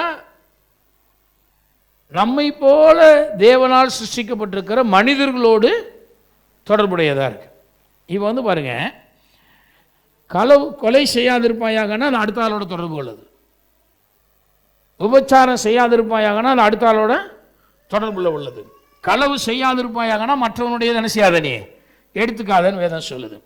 பொய் சாட்சி சொல்லாதிருப்பாயினா மற்றவனை குற்றவாளி ஆக தீர்க்கிறதுக்காக ஒரு பொய்யா என்ன செய்யறது, சாட்சியை சொல்றது. உன் தகப்பனையும் தாயும் கனம் பண்ணுவாயாகனா அது மற்ற என்னை தவிர்த்து என்னுடைய பெற்றோர்களோட சம்பந்தப்பட்ட ஒன்றாக அது இருக்கிறது. இப்படி என்ன சொல்றாரு பாருங்க, உன்னிடத்தில் நீ அன்பு கூறுவது போல பிறனிடத்திலையும் அன்பு கூறுவாயாக. இப்போ என்ன அப்படின்னா, இந்த இந்த மனுஷன் நல்ல ஒரு மனிதன் தான். அவன் நித்திய ஜீவனை சுதந்திரத்துக் கொள்வதற்கு என்ன வழின்னு கேட்டான். இப்போ அவனுடைய லைஃப்பில் கற்பனையில் 2 பகுதி இருக்குது. ஒன்று, அவன் தேவனை நேசிப்பது, தேவனுக்கு என்று கொடுப்பது, தேவனை கனம் பண்ணுவது, அன்பு கூறுவது, அது ஒரு பார்ட். இது முதலாவது கற்பனை இல்லையா? உன் தேவனாய் கர்த்தர் இடத்துல முதலாவது நீ முழு மனதோடு, முழு ஆத்மாவோடு, முழு சிந்தையோடு என்ன செய்யணும், நீ அன்பு கூறணும். இது முதலாவது கற்பனை. அதற்கு ஒப்பா இருக்கிற 2வது கற்பனை என்ன அப்படின்னா, உன்னிடத்தில் நீ அன்பு கூறுவது போல் என்ன செய்யணும், பிறனிடத்தில் என்ன செய்யணும், அன்பு கூற வேண்டும். அப்புறம் உன் தாய் தகப்பனையெல்லாம் என்ன செய்யணும், நீ கனம் பண்ணணும் அப்படின்லாம் வேதம் சொல்லுகிறதை பார்க்கிறோம். இது வாக்குத்தத்தம் உள்ள முதலாவது கற்பனை. இதை பண்ணுனா இது உனக்கு என்ன செய்யும், கிடைக்கும். உன் ஆயுஷ நாட்கள் நீடித்திருக்கும்படி உன் தகப்பனின் தாயையும் கனம் பண்ணுவாயாக அப்படின்னு சொல்கிறார். அப்போது தகப்பன் தாயே கனம் பண்ணாதவனுடைய அந்த ஜீவிய காலம் பார்த்தீங்கன்னா அவனுடைய விளக்கு கார் இருளில் அணைந்து போகும் என்று பார்க்கிறோம். அதான் காலத்துக்கு முன்னாடி செத்து போவான்னு அர்த்தம். வேதவசனம் சொல்லுதான். என்னன்னா, அவன் தாய் தகப்பனை எப்படி கனம் பண்ணணுமோ அப்படி என்ன செய்யணும், அவன் கனம் பண்ணணும். கனம் பண்ண தவறிட்டேன்னா உனக்கு எதுக்கு இந்த பூமியில் நீடித்த நாட்கள்னு கேட்குறார். உனக்கு எதுக்கு நீடித்த நாட்கள்னு கேட்குறார். அப்போ நீடித்த நாள் நீ வாழணும்னா உன் தகப்பனையும் தாய் என்ன செய்யணும், நீ கனம் பண்ணணும் அப்படிங்கிறார். இப்போ இந்த அவங்கள கனம் பண்ணணுன்னாவே பார்த்தீங்கன்னா இதுக்கு வெரி பேசிக் என்னன்னா அன்பு. இப்போ அன்பு இல்லைன்னா நான் பிறனுடையதை என்னுடையதை எடுத்துக்கிடுவேன். சிலர் பார்த்தீங்கன்னா இந்த உன்னை போல பிறனை நேசி அப்படிங்கிற வசனத்தை எப்படி எடுத்துக்கிறாங்கன்னா, அவனுடையதெல்லாம் என்னுடையது. எப்படி அவனுடையதெல்லாம் என்னுடையது. இப்போ அவன்கிட்ட என்னென்ன இருக்கோ அதெல்லாம் எடுத்து நான் என்ன செய்வேன், அனுபவிப்பேன். அவன்கிட்ட கார் இருக்கா, நான் வாங்கி ஓட்டுவேன். அவன்கிட்ட பைக் இருக்கா, நான் வாங்கி ஓட்டுவேன். அவன் வீடு இருக்கா, அதில் போய் நான் நல்லா சுகமாக தங்கிக்கிடுவேன். எல்லாம் ஆண்டவர் சொல்லிக்காரில் உன்னை போல என்ன செய்யணும். அப்போது பிறனுடையதெல்லாம் என்னுடையதான் நான் நேசிக்கிறேன் அப்படின்னு நான் சொல்கிறேன். அப்படி சொல்லலை ஆண்டவர். வேத வசனம் சொல்கிறத நம்ம நல்லா என்ன செய்யணும், புரிந்து கொள்ளணும். உன்னை போல பிறனை என்ன செய்ய நேசி அப்படிங்கும்போது உன்னிடத்திலே அன்பு கூறுவது போல உன்னுடைய பிறனிடத்தில் என்ன செய்யணும், அன்பு கூறணும் அப்படிங்கிறார். இப்போது அந்த வாலிபன் அவரை நோக்கி இவைகளை எல்லாம் என் சிறு வயது முதல் கை கொண்டிருக்கிறேன், இன்னும் என்னிடத்திலே குறைவு என்ன அப்படிதான். பாருங்க, அவன் வந்து என்ன சொல்கிறான், இதெல்லாம் நான் என்னை போல தான் எல்லாரையும் நினச்சிட்டு இருக்கிறேன், நேசிச்சுட்டு இருக்கிறேன், என்கிட்ட ஒரு குறைவும் இல்லை. வேறு ஏதாவது குறைவு இருக்கா, இந்த கற்பனையெல்லாம் நான் கரெக்டாக நினச்சிட்ருக்கேன், செய்து தானே இருக்கேன் அப்படின்னு சொல்லி சொல்கிறாங்க. சொல்லும் பொழுது இயேசு என்ன சொல்கிறாருன்னா, நீ பூரண சர்க்குணனாய் இருக்க விரும்பினால். இப்போ சொல்கிறாரு நீ பூரணமான மனுஷன். அவன் என்ன சொன்னான், ஐ ஆம் பெர்ஃபெக்ட்லி பெர்ஃபெக்ட்னா, நான் ரொம்ப பூரணமான ஆளுனா. ஆண்டு சொன்னார் நீ அந்த நிலையை எட்ட விரும்பினால் இப்போ நான் சொல்கிறத நீ என்ன செய்யணும் அப்படின்னார். பாருங்கள், இந்த கற்பனைகள் கொடுக்கப்பட்டிருக்குங்க. இதில் நம்ம யாருமே பூரணர் இல்லை. அதனால தான் வேதம் சொல்லுது பூரணன் ஒருவனு இல்லை. பூரணன் ஒருவனும் கிடையாது, நல்லவனும் ஒருவனு கிடையாது. ரெண்டுமே வசனம் சொல்லுது. பூரணன் ஒருவனு இல்லை. இவன் என்ன நினைக்கிறான்னா, கடவுள் கற்பனையை கொடுத்துட்டாருன்னு அந்த கற்பனைகளின்படி நான் 100% செய்துட்டேன், இப்போ வந்து என்னை இந்த நியாயப்பிரமாணம் தண்டிக்க முடியாது, நான் இந்த நியாயப்பிரமாணத்தின்படி எல்லாத்தையும் நிறைவேற்றி நான் நித்திய ஜீவனை பெற்றுக்கொள்ள போகிறேன்னு கேட்டான். ஆமாம், அங்கே ஆண்டவர் சொன்னார், அப்பா நியாயப்பிரமாணம் சொல்கிற இந்த பிரமாணத்தின்படி நீ ஜீவனை அடையணும்னா நீ பூரணமாக வேண்டுமானால் உன்னிடத்தில் ஒரு குறைவு இருக்கு அப்படின்னு சொல்லிட்டு அவனை பார்த்து என்ன சொல்கிறாருன்னா, உனக்கு உண்டானவைகளை விற்று. சொல்லுங்க, எதை விற்க சொன்னார்? உண்டானவைகளை விற்று. இவன் இப்போ பெரிய ஐஸ்வர்யவான் இல்லையா, அவன் மிகுந்த ஆஸ்தியுள்ளவன் போட்டுக்கு 22 வசனம். அந்த வாலிபன் மிகுந்த ஆஸ்தியுள்ளவனாக இருந்தபடியால் பாருங்க, அவன் பெரிய பணக்காரன். இயேசு என்ன சொல்கிறாருன்னா, அவனை பார்த்து உனக்கு உண்டானவைகளை விற்று தரித்திரருக்கு கொடு, அப்பொழுது பரலோகத்திலே உனக்கு பொக்கிஷம் உண்டாயிருக்கும், பின்பு என்னை பின்பற்றி வா என்றார். பாருங்க, ஆண்டவர் என்ன சொல்றாருன்னா, உனக்கு உண்டானவைகளை விற்று தரித்திரத்துக்கு கணசியே கொடு அப்படின்னாரு. நிறைய ஏழை மக்கள் உன்னை போல பிறனை நேசி நான் சொல்லியிருக்கேன். அதனுடைய முழு அர்த்தம் என்ன அப்படின்னா, நீ பெரிய ஐஸ்வர்யவானா இருக்க, உன் வீட்டு பக்கத்தில் நிறைய தரித்திரம் என்ன செய்யறான் இருக்கிறான். அப்போ உன்னை போல நீ அவனை நேசிக்கிறேன்னா உனக்கு இருக்கிறவைகள் அநேக காரியங்கள் அவன்கிட்ட இல்லாம இருக்கு. அப்போ உனக்கு உள்ளவைகளை விற்று அடிப்படை தேவையே சந்திக்கப்படாமல் எத்தனையோ தரித்திரர்கள் இந்த உலகத்தில் இருக்காங்க இல்லையா. நீ ரொம்ப சம்பூர்ணம் உள்ளவனா வாழ்ந்துட்டு இருக்கிற, ஆனால் அடிப்படை தேவை கூட சந்திக்கப்படாத தரித்திரம் நிறைய பேர் இருக்கிறான். அப்போ உனக்கு உண்டானவைகளை விற்று அவங்களுக்கு என்ன செய்யணும், கொடு அப்படின்னு சொல்கிறார். உனக்கு உண்டானவைகளை விற்று கொடு. இந்த ஆத்துமாதாயத்தில் இந்த கிவிங்லாம் ரொம்ப ரொம்ப ரொம்ப ரொம்ப மிக மிக முக்கியமான ஒன்றாக இருக்கிறது. இப்போ நம்ம அவங்கள நேசிக்கலைன்னா ஒன்று நம்ம இந்த ஸ்டெப்புக்குள்ளே போக முடியாது. ஒன்று கடவுளை நேசிக்கணும், ரெண்டாவது நம்மை போலவே நம்மை நோக்கி வரக்கூடிய மக்கள் என்ன செய்யணும், நேசிக்க வேண்டும். ஆத்துமாதாயத்தை குறித்து சொல்லும் பொழுது பாஸ்டர் பாலி அங்கீசு சபை இன்றைக்கி உலகத்தில் ரொம்ப பெரிய பிரசித்தி பெற்ற சபையாக போற்றப்படுகிறதை பார்க்கிறோம். இன்றைக்கி அது மாதிரி நிறைய லட்சக்கணக்கான உள்ள சபைகள், ஆத்மாக்குள்ள சபைகள் நிறைய வந்துகிட்டே இருக்குது உலகத்தில். அவருடைய சபை அதுக்கு ஒரு முன்னுதாரணமானது. இப்போ அவங்க சபையில் அவங்க சொல்கிறாங்க, ஒரு புதிதாய் ஒரு விசுவாசி அவங்க சபைக்கு வர்றாங்கன்னா அவங்க வீட்டுக்கு போய் பார்ப்பாங்களாம், அவங்க எப்படிப்பட்ட ஸ்டேட்டஸில் இருக்கிறாங்க, அவங்களுக்கு வசதி எப்படி இருக்குது, அவங்க வீட்டில் என்னெல்லாம் இருக்குது என்னெல்லாம் இல்லை எல்லாத்தையும் பார்த்துட்டு இந்த ஒவ்வொரு முதல்ல வந்து அவங்கள ஒரு ஹோம் செல்லில் அவங்க லிங்க் பண்ணுவாங்க. அந்த சபை வளர்ந்ததே வீட்டு கூட்டங்கள் தான், மனதில் வைத்துக்கொள்ள வேண்டும். அந்த சபையினுடைய வளர்ச்சி என்பது வீட்டு கூட்டம் தான். அப்போ யாராவது அந்த ஏரியாவில் புதுசாக அவங்க வந்தாங்கன்னா அவர்களை முதலாவது அந்த வீட்டு கூட்டத்தில் சேர்ப்பாங்க. ரெண்டாவது வந்து பார்த்தீங்கன்னா அந்த வீட்டு கூட்டத்தில் பங்கடைகிற மற்ற எல்லாரும் அந்த விசுவாசி வீட்டுக்கு என்ன செய்வாங்க, புதுசாக வர்றவங்க வீட்டுக்கு போவாங்க. போய் அந்த வீட்டில் என்ன இருக்குது, அவன் என்ன கஷ்டத்தோடு இருக்கான், எவ்வளோ பண தேவையோடு இருக்கான், எவ்வளோ பொருள் தேவையோடு இருக்கான், எல்லாத்தையும் அவன் வீட்டில் ஏதாவது இல்லையா, அப்போ அதெல்லாம் பார்த்துட்டு வந்துட்டு என்ன பண்ணுவாங்களாம், இப்போ இவங்க வீட்டில் ஒரு 4 சேர் இருக்குது, அவன்கிட்ட உட்கார்றதுக்கு சேர் இல்லைன்னா முதல்ல இந்த 2 சேரை கொண்டு அவனுக்கு என்ன செய்வான், கொடுப்போம். இப்படி பார்த்தீங்கன்னா வந்து ஒரு மாதத்துக்குள்ளாக அவங்க என்ன செய்வாங்க, எல்லாத்தையும் எடுத்துட்டு அந்த விசுவாசி வீட்டை போய் வீட்டை நிறைச்சிருவாங்களாம். அது சொல்கிறாங்க, அந்த விசுவாசி இல்லைன்னு இருக்கிற அந்த விசுவாசியுடைய வீட்டில் சகல நன்மைகளும் உண்டாகக்கூடிய அளவில் போய் இந்த சபை போய் என்ன செஞ்சிருமா, எல்லாத்தையும் கொடுத்துருமா, ஒன்றுமில்லாமல். அப்போ பாருங்க, இதுதான் தேவன் நமக்கு வைத்திருக்கிற ஒரு அடிப்படை கற்பனையாக இருக்கிறது, ஒரு அடிப்படையானதாக இருக்கிறது. இப்போ அவங்க என்ன பண்ணுறாங்கன்னா, அவங்க இப்போ காணாத தேவன் அன்பாக இருக்கிறாருன்னா அந்த காணாத தேவனுடைய அன்பை அவன் எங்கே பார்க்குறான்னா, காண்கிற சகோதரரிடத்துல தான் முதல்ல அந்த அன்பை என்ன செய்கிறான், அவன் பார்க்குறான். என்னடா இவ்வளவு, நம்ம இப்போ தான் கோயிலுக்கு வந்தோம், இப்போ தான் அந்த சர்ச்சுக்கு வந்திருக்கோம், இவ்வளவு நம்ம இல்லத்தில் அன்பு பாராட்டுறாங்களே, நம்ம மனசு என்னமாச்சியும் எல்லாத்தையும் எடுத்துகிட்டு ஓடி போயிட்டானா, நாளைக்கு அவன் சபைக்கு வராமல் போயிட்டானா. இதனால தான் நம்ம ரொம்ப காசியஸாக இருப்போம். நம்முடைய மனது வந்து பார்த்திங்கன்னா இங்கிட்டு ஒரு பக்கம் வேலை செஞ்சால் இன்னொரு பக்கம் வேலை செஞ்சுட்டே இருக்கும்.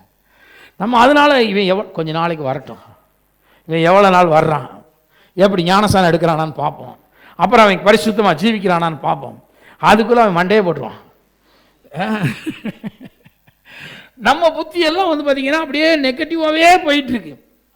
அவங்க வந்து பார்த்தீங்கன்னா அவங்க சொல்கிறாங்க, நாங்கள் போய் முதல்ல அந்த வீட்டை என்ன செஞ்சிடுவோம், நன்மையினால் நிறைச்சிடுவோம். அந்த வீட்டில் அந்த விசுவாசியுடைய அடிப்படை தேவைகள் எல்லாம் பற்றி சந்திப்போம்.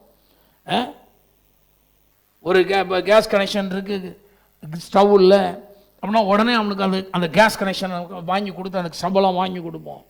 என்ன தேவையோ அதையெல்லாம் அந்த அடிப்படை தேவைகள் எல்லாவற்றையும் நாங்கள் நினைச்சிடுவோம், சந்தித்து விடுவோம். இப்படி தான் அந்த சபை லட்சக்கணக்கான ஜனங்கள் உள்ள சபையாக அது மாறினது என்பதை தெரிந்து கொள்ளுங்கள். உங்கள் வீட்டில் இருக்கிற ஒன்றையுமே நீங்கள் இன்னொருவரோடு பகிர்ந்து கொடுக்கலைன்னா நீங்கள் ஆத்துமாதாயம் பண்ணவே முடியாது. வேதம் சொல்லுகிறது, அநித்தியமான உலக பொருளினாலே ஆத்துமாக்களை என்ன பண்ணுங்க, சம்பாதிக்குதுங்களும் போட்டிருக்கு, சம்பாதிங்கன்னு போட்டிருக்கு. நீங்கள் உங்கள்கிட்ட இருக்க பொருளை கொண்டு இன்வெஸ்ட்மெண்ட் பண்ணி அவங்கள என்ன பண்ணுறீங்க, நீங்கள் வாங்குறீங்க, சம்பாதிக்கிறீங்க. அப்போ இந்த ஒர்க்கு எல்லாத்தையுமே நம்ம பண்ண வேண்டியிருக்கு பாருங்க. நம்ம நிறைய நேரங்களில் பிரசங்காராக மட்டும் இருந்துடும். கடவுளை ஒன்று நேசிக்கிறார், கடவுளை நம்ப அவர் பார்த்துக்கிடுவார். ஆனால் இங்கே வேத வசனம் சொல்லுது, இது இல்லை சுவிசேஷம். நம்ம சுவிசேஷத்தை தப்பாக தான் போதிக்கிறோம். சுவிசேஷத்தை தவறாக புரிஞ்சு வச்சுக்கோ. என்னன்னு கேட்டால், எல்லாம் கர்த்தர் பார்த்துக்கொள்வார், அவரை நீ நம்பு, அவரை நீ விசுவாசி, அவர் உன்னை நேசிக்கிறார். நான் சொல்கிறேன், அவர் நேசிக்கிறாருங்க. அவரால் பிறப்பிக்கப்பட்ட நான் பிறப்பிக்கப்பட்டவனை நேசிக்கிறேனா? அவன் ரட்சிக்கப்படாத காரணம் கடவுளுடைய அன்பு அவன் மேலே இருக்குங்க. ஆனால் என்னுடைய அன்பு அவன் மேலே இல்லாதனால நான் போகிற ஆலயத்துக்கு அவன் வரமாட்டேங்கிறான், நான் கும்பிடுற கடவுளை அவன் கும்பிட வரமாட்டேங்கிறான், அவன் நேசிக்க மாட்டேங்கிறான். ஏனென்றால் என்னுடைய அன்பு வெளிப்பட வேண்டிய அளவு அவனுக்கு என்ன செய்யலை, வெளிப்படலை. அதான் பிரச்சனை. அந்த அன்பு நல்லா வெளிப்பட்டுச்சுன்னா அவன் ரட்சிப்பை காண்பார்கள். அப்போ தேவன் அதனால தான் சொல்கிறாரு, நீ வந்து நிறைய உடையவனாக இருக்கிற, நீ பூரண சர்க்குணனாக இருக்க விரும்பினால் உன்னிடத்தில் இருக்கிறதை விற்று, உனக்கு உண்டானவைகளை விற்று இருக்கிறவனுக்கு கொண்டு போய் கொடுன்னு போடலை. யார் கொடுக்க சொல்லிக்காரு? தரித்திரருக்கு. எத்தனையோ பேர் வந்து அடிப்படை தேவையே இல்லாமல் இருக்காங்க. அவங்களுடைய காரியங்களில் நீ கரிசனை உள்ளவனா என்ன செய்ய இரு, அவங்களுக்கு கொண்டு போய் எதையாவது கொடு.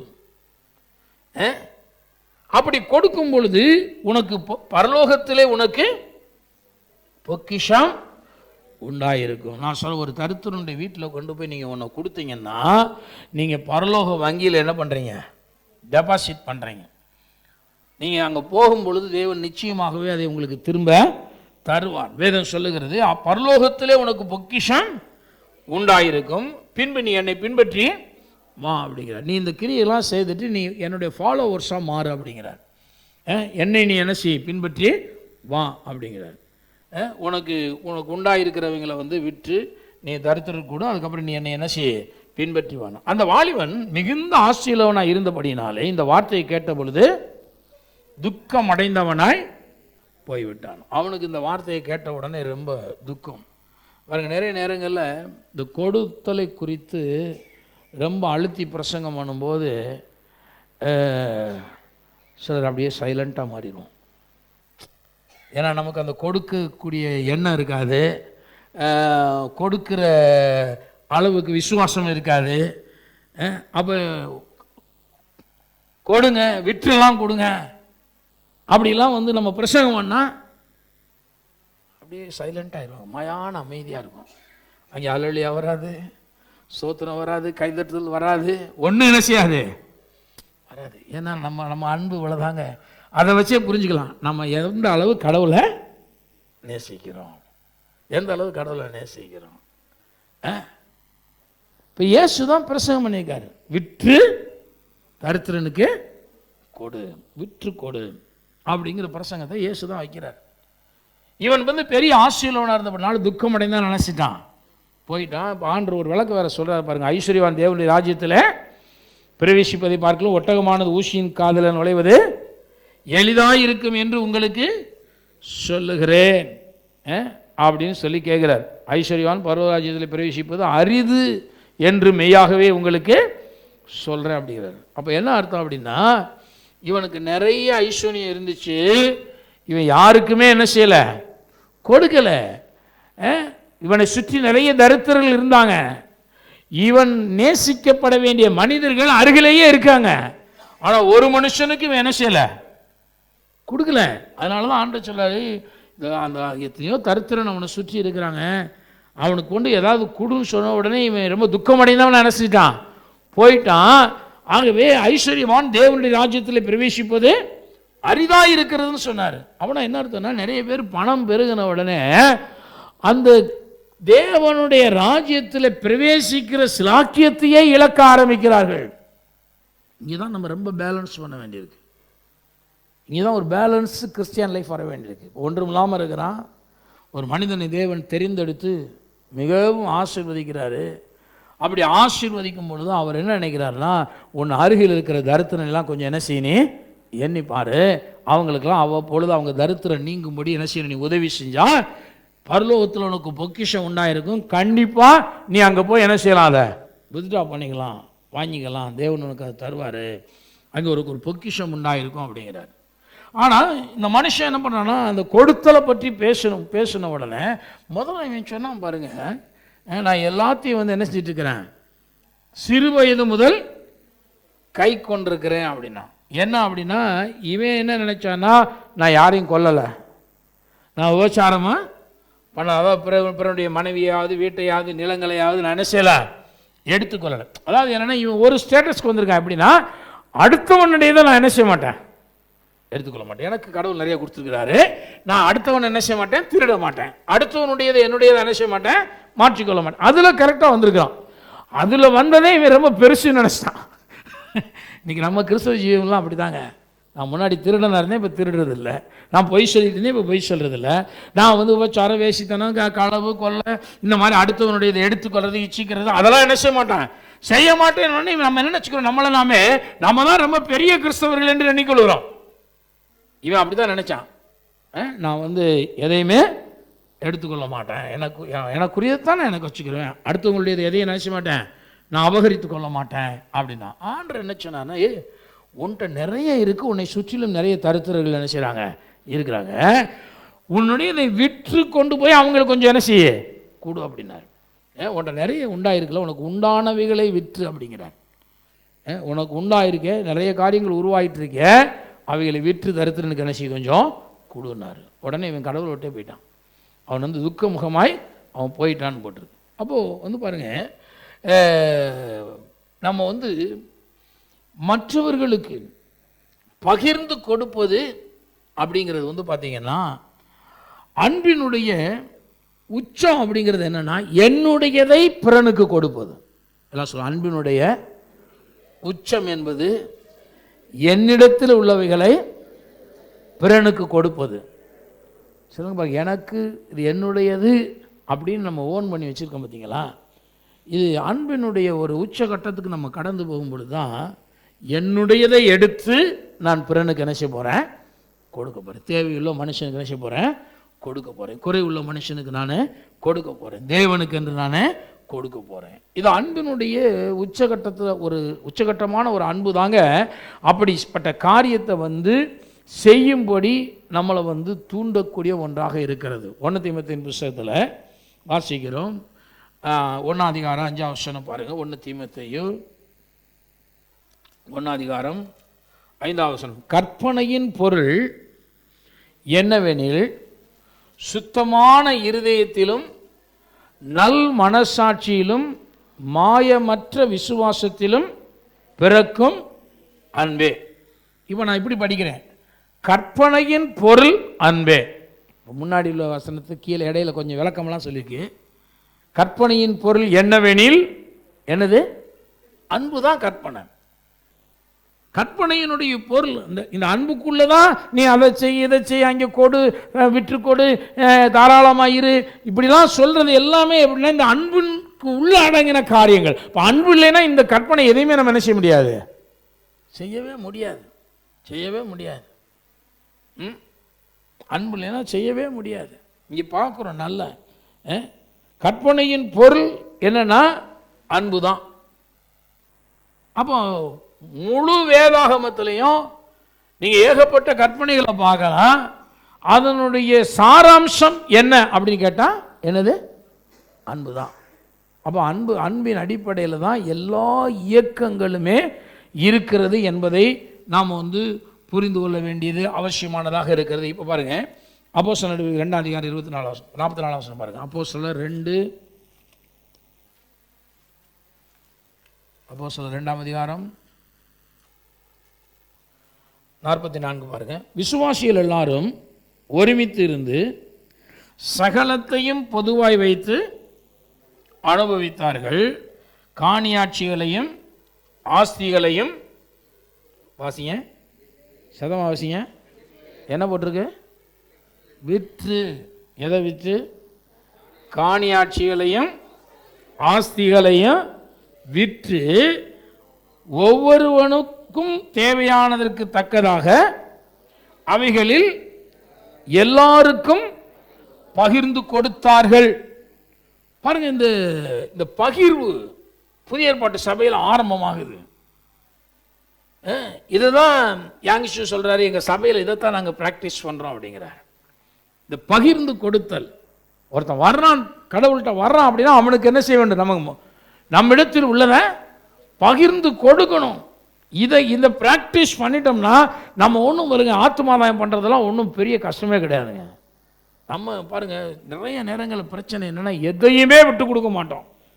ஆனால் நான் சொல்கிற கடவுளை நீ ஏற்றுக்கணும். அவன் சொல்ல போயாண்டுருவான், நீ வேணாம் உன் கடவுளை வேணாம்பா அப்படின்றான். ஆனால் வேதம் என்ன சொல்லுது அப்படின்னா, சுவிசேஷமே பகிர்ந்து கொடுக்கறதுல தான் ஆரம்பமாகுது. அதனால தான் பாருங்கள், அந்த காலத்தில் வேலைக்கார மிஷினரிகள் இந்த இந்திய தேசத்துக்கு வரும்பொழுது அவங்க ஒரு ஃபார்முலா வச்சுருந்தாங்க. என்னென்னா, சோப் சூப் சால்வேஷன். முதல்ல அவன் பசியாக இருக்கிறான், அழுக்காக இருக்கிறான், அவனுக்கு குளிக்கிறதுக்கு சோப்பு கொடு. ரெண்டாவது பசியாக இருக்கிறான், அவனுக்கு பசியை போக்குறதுக்கு சூப்பு கொடு. அப்புறம் ரட்சிப்பை பற்றி அவனுக்கு என்ன செய்ய சொல்லு. முதல்ல அவனுடைய குறைவுகளை போக்கு, அவனுடைய பசியை போக்கு, அதுக்கப்புறம் அவனுக்கு சுவிசேஷத்தை சொல்லு. இப்போ அவன் சொன்ன சுவிசேஷத்தை தான் ஏற்றுக்கொண்ட நம்மெல்லாம். ஏன்னா அவர்கள் அநேக குறைவுகளை நிறைவாக்குகிற திட்டங்களை தேசத்தில் கொடுத்துருக்குறாங்க. அதனால தான் நம்ம அவன் சொன்ன சுவிசேஷத்தை செஞ்சோம், ஏற்றுக்கிட்டோம். இன்னைக்கு நம்மளும் அதைத்தான் பண்ணணும். இப்போ நம்ம என்ன செய்யறோம்னா அதை பண்ணுறதில்ல. நம்ம போய் என்னன்னா, சுவிசேஷத்தை நான் சொல்கிறேன், நீ ஏற்றுக்கோ. அவங்க சொல்கிறாங்க, என் தேவைகளை முதல்ல யார் யார் சந்திக்க போகிறா? நானே பசியோடு இருக்கேன், கண்ணீரோடு இருக்கேன், வேதனையோடு இருக்கேன், உடுத்த துணி இல்லாமல் இருக்கேன், அழுக்காக இருக்கேன், சுத்தம் பண்ணி கொள்ளவே என் வாழ்க்கையில் ஒன்றும் இல்லை. அப்போ பாருங்கள், இவங்களுக்கு நம்ம செய்ய வேண்டிய பணிகள் ரொம்ப இருக்கிறது. அதனால தான் வேதம் சொல்லுகிறது. இவங்க என்ன பண்ணுறாங்க பாருங்கள், புதிய ஏற்பாட்டு சபை ஆரம்பிக்குதுங்க. இயேசுடைய உபதேசத்தை கேட்குறாங்க. அந்த உபதேசம் ரொம்ப கடுமையாக வலியுறுத்தப்படுகிறது. உன்னிடத்திலே அன்பு கூறுவது போல பிறனிடத்தில் என்ன செய்ய வேண்டும்? அன்பு கூற வேண்டும். இது தலையாகிய ஒரு கடமை. நான் நினைக்கிறேன், புதிய ஏற்பாட்டு சபையிலே இந்த வசனம் அதிகமாய் வலியுறுத்தி பிரசங்கிக்கப்பட்டிருக்கும் என்று நான் எண்ணுகிறேன். அதனாலதான் அங்க வந்தவர்கள் எல்லாரும் என்ன பண்றாங்கன்னா, காணியாட்சிகளையும் ஆட்சிகளையும் விற்று என்ன செஞ்சாங்க?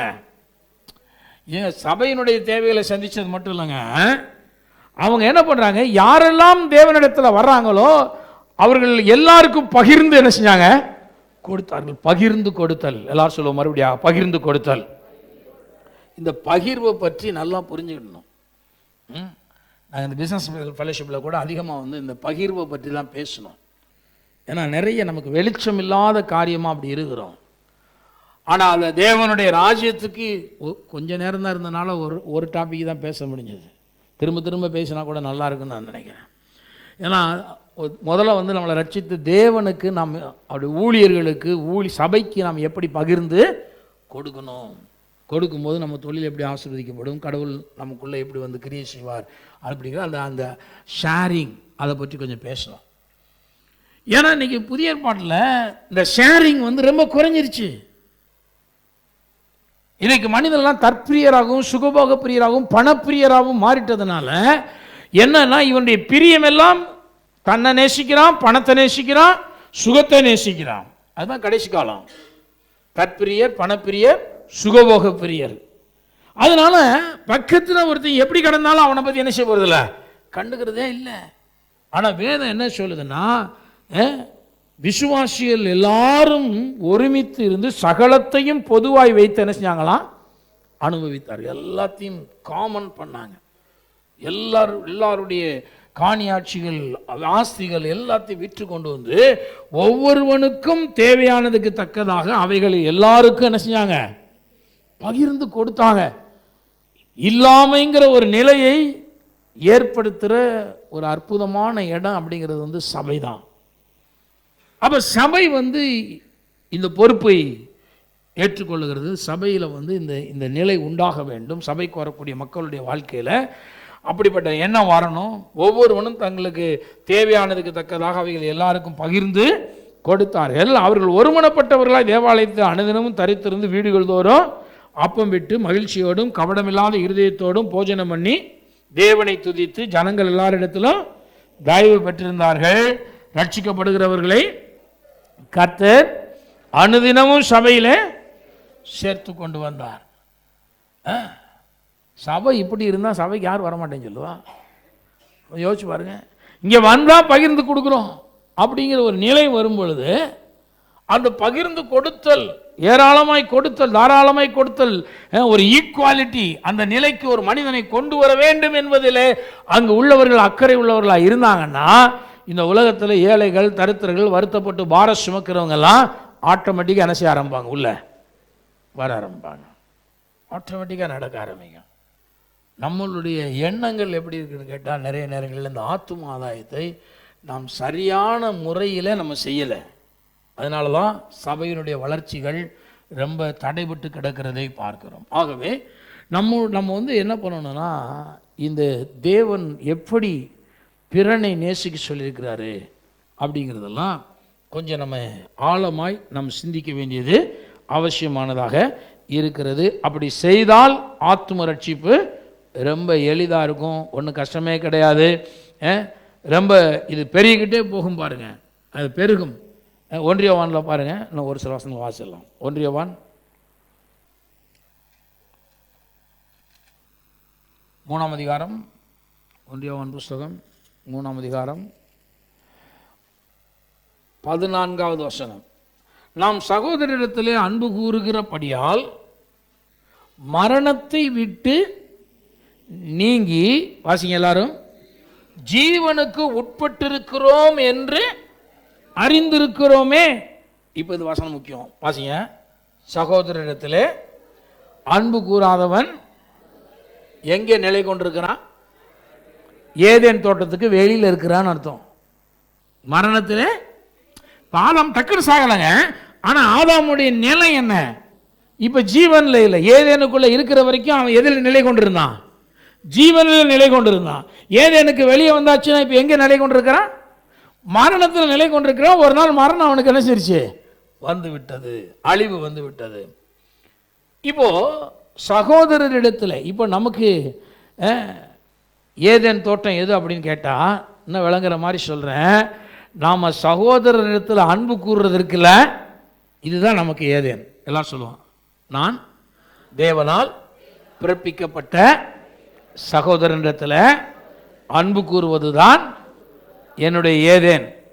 அதுதான் எனக்கு ஜீவனை கொடுக்கிறது. அப்போ இது நல்லா யோவான் நல்லா புரிந்து அழகாக எழுதியிருக்கிறார் பாருங்க. சகோதரத்திலே அன்பு கூறுகிறவன் படியால் நான் அன்பு கூற ஆரம்பிச்சிட்டேன், நான் நேசிக்கிறேன், தேவனுடைய பிள்ளைகளை நான் நேசிக்கிறேன், அவங்க குறைவுகளை அவங்களுடைய குறைச்சல்களை அவங்களுக்கு நான் உதவி செய்கிறேன் அப்படிங்கிற ஒரு நிலை வரும் பொழுது சகோதரத்தில் அன்பு கூறுகிறபடியால் மரணத்தை விட்டு நீங்கி ஜீவனுக்கு அவன் உட்பட்டிருக்கிறோம் என்று அறிந்திருக்கிறோங்கிறார். நான் ஜீவனுக்குள்ளே இருக்கிறேன். எத்தனை பேருக்கு இந்த நம்பிக்கை இருக்கிறது? நான் சொல்கிறேன், நீங்கள் நல்ல மற்றவங்களை நேசிச்சிங்கன்னா நீங்கள் நம்பலாம், நீங்கள் ஜீவனுக்குள்ளே தான் என்ன செய்கிறீங்க, இருக்கிறீங்க. கசப்பையும் வெறுப்பையும் வளர்க்கிறவர்களாக இராமல் காண்கிற தேவனால் பிறப்பிக்கப்பட்ட இன்னொரு சகோதரனை நீங்கள் நேசிச்சிங்கன்னா நீங்கள் எதில் இருக்கிறீங்கன்னா நீங்கள் ஜீவனில் நிலை கொண்டு இருக்கிறீர்கள். இப்போ உங்களால் நேசிக்க முடியலன்னு வச்சுக்கோங்களேன். இப்போ நேசிக்க முடியலைன்னா வேதம் சொல்லுது, சகோதர இடத்துல அன்பு கூறாதவன், நேசிக்காதவன் அவன் என்ன பண்ணான்னா மரணத்தில் நிலை கொண்டிருக்கிறான். அவன் மரணத்தில் இருக்கிறான் போட்டிருக்கு. அப்போ அவனுடைய வாழ்க்கையில் நிறைய தோல்விகள் வர வாய்ப்பு இருக்கிறது, வியாதிகள் வர வாய்ப்பு இருக்கிறது, ஏன் அகால மரணங்களும் அழிவுகளும் கூட வர வாய்ப்பு இருக்கிறது. ஏனென்றால் அவன் தேவனுடைய அன்பின் கற்பனையை விட்டு விட்டான். அவனை கேட்டால் நான் கடவுளை நான் நல்லா நேசிக்கிறேன், ஆனால் இவனை நான் நேசிக்க மாட்டேன். கடவுளை நேசிக்கிறேன், ஆனால் கடவுளுடைய ஊழியக்காரர்லாம் என்னால் நேசிக்க முடியாது. கடவுளை நான் நேசிக்கிறேன், கடவுளால் சிருஷ்டிக்கப்பட்டவனெல்லாம் என்னால் நேசிக்க முடியாது. இப்படி தான் இருக்காங்க நிறைய பேர். நீங்கள் யோசிச்சு பாருங்க, கிறிஸ்தவ ஜீவியத்தை நீங்கள் பாருங்களேன். சிலரை நேசிப்பாங்க, சிலர் அவங்க நேசிக்க மாட்டாங்க.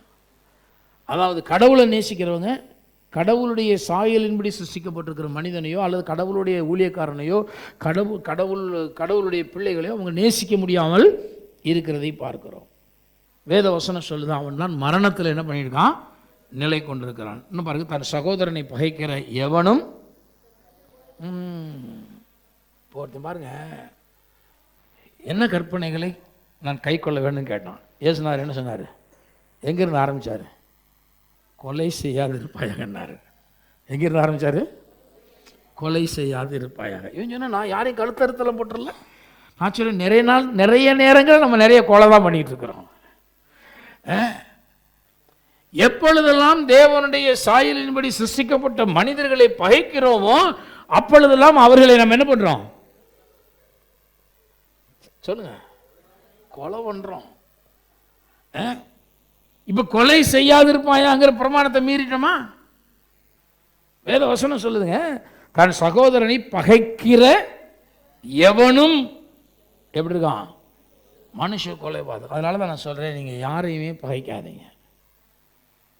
இப்போ லோத்துக்கும் ஆபிரகாம் கடையில் பிரச்சனை வந்துச்சுங்க. லோத்து தான் ஆபிரகாமை புரிஞ்சுக்கிறாம என்ன செய்கிறாரு, வாக்குவாதம் பண்ணுறாரு.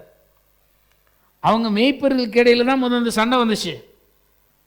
அது கடைசிக்கு என்ன ஆயிடுச்சுன்னா, லோத்து அதெல்லாம் எடுத்துகிட்டு ஆபிரகாமோட என்ன செய்ய ஆரம்பிச்சிட்டாரு, சண்டை போட ஆரம்பிச்சிட்டாரு. அப்போ ஆபிரகாம் பார்க்குறாருங்க, வா நாம் சகோதரர்கள், நமக்குள்ள வாக்குவாதம்லாம் வேண்டாம். இந்த பூமி முழுவதும் உனக்கு முன்னாடி இருக்கு, எதை நீ எந்த பகுதியை நீ எடுத்துக்கன்னு நினைக்கிறோ அதை என்ன செய்ய எடுத்துக்கோ. நீ வலதுபுறம் போனால் நான் இடதுபுறம் போகிறேன், நீ கிழக்க போனால் நான் மேற்க போகிறேன், எது வேணாலும் நீ எடுத்துக்கோ, வடக்க போனால் நான் தெற்க போகிறேன், எடுத்துக்கோ. நமக்குள்ள வாக்குவாதம் இந்த முடிவுக்கு நம்ம வர வேண்டியது அவசியமாக இருக்கிறது. சும்மா ஆர்கியூமெண்ட் பண்ணிட்டு சண்டை போட்டுட்டு நீ தான் தப்பு நான் தான் தப்பு. நான் சொல்கிறேன், இல்லை, யார் வேணாலும் தப்பாக இருந்துட்டு போட்டோம். நமக்குள்ள அன்பை பராமரிப்போம். நமக்குள்ள வாக்குவாதமெல்லாம் சிலர்னா நான் ஆர்கியூமெண்ட் பண்ணி நீ தான் குற்றவாளி, நீ செஞ்சது தான் தப்பு, அதை நிரூபிச்சு போடணும். நான் சரி, நிரூபித்து என்ன செய்ய போகிறீங்க? வேதம் சொல்லுது, பிதா உங்களுக்கு மன்னிக்கிறது போல நீங்கள் ஒருவருக்கு என்ன செய்யுங்க, மன்னியுங்கள்னு வேதம் சொல்லுது. நிரூபித்து என்ன செய்ய போகிறோம்? குற்றத்தை நிரூபித்து சண்டை போட்டு நம்ம என்ன பண்ண போகிறோம்? சரி, உங்கள் பார்வையில் அவன் தப்பாக இருக்கானா, இப்போ யார் மன்னிக்கணும்? நீங்கள் தான் மன்னிக்கணும். ஏன்னா அவன் பார்வையில் அவன் தப்பு கிடையாது, அதனால் அவன் உங்கள்கிட்ட மன்னிப்பு கேட்க மாட்டான். இப்போ நீங்கள் என்ன பண்ணுறா, அவன் தப்பு பண்ணிட்டான்னு சொல்லி அவனை மன்னிக்காமலே மன்னத்துக்கு வச்சுட்டு இருக்குது. கடைசிக்கு அப்புறம் உங்கள் ஜபத்துக்கு தான் பதில் கிடைக்காது. ஏன்னா உங்களுக்கு தான் தெரியுது அவன் அவர் குற்றவாளி, அவனுக்கு தெரியல. அவன் குற்றவாளின்னு உணர்ந்தாத்தான் நான் உங்கள்கிட்ட மன்னிப்பு கேட்பான்.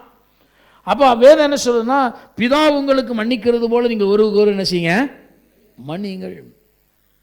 அப்போ கசப்பை வச்சிட்டு இருக்காத, வெறுப்பை வச்சிட்டு இருக்காத, பகைமைகளை வளர்க்காத, இதெல்லாம் நம்மளை அழிச்சு போட்டுரும் அப்படிங்கிறார். அப்போ நம்ம இப்படிப்பட்ட காரியத்துக்கெல்லாம் நம்ம வாழ்க்கையில் என்ன செய்யக்கூடாது, இடம் கொடுக்கக்கூடாது. அப்போ இங்கே வேதம் சொல்லுது, சகோதரனை பகைக்கிற எவனும் மனுஷன் கொலைபாதகனாக இருக்கிறான். இப்போ வாசிங்க, மனுஷ கொலைபாதகன் எவனோ அவனுக்குள் நித்திய ஜீவன் நிலைத்து இராது என்று அறிவீர்கள். இயேசுவை உடையவன் ஜீவனை உடையவன் சொல்கிறோம், நித்திய ஜீவனை உடையவன். ஆனால் சகோதரனை அவன் நேசிக்க தவறும் பொழுது இவன் பெற்றிருக்கிற அந்த நித்திய ஜீவன் அவனுக்குள்ள இருக்காது, நிலைத்து இருக்காது. இருக்கணும், நிலைச்சு இருக்கணும், அது கொஞ்சம் கொஞ்சமாக என்ன செஞ்சிருது, வெளியே போயிடுது. நான் சொல்றேன், பகைகள், வன்மங்கள், கசப்புகள் இது நித்திய ஜீவனை இழந்து போக பண்ணுகிறது. அதனால தான் நான் சொல்றேன், பகைகளோ வெறுப்புகளையோ உள்ளத்தில் என்ன செய்யக்கூடாது, வைக்கவே கூடாது. ஏனென்றால் அவன் தேவனுடைய சாயலின்படி சிருஷ்டிக்கப்பட்டவனா இருக்கிறான்.